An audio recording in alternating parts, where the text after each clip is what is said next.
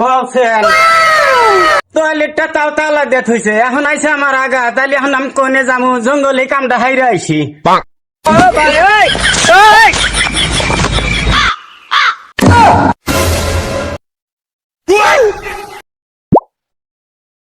Hello সিয়াডি।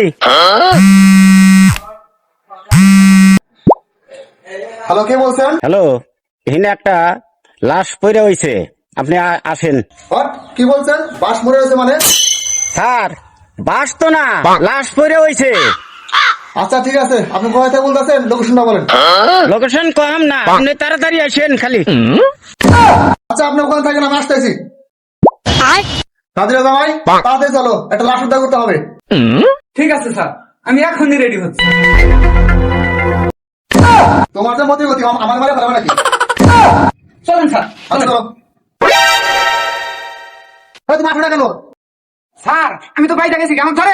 দূর হয়ে আসো, তোমার যে কাম কাজ না।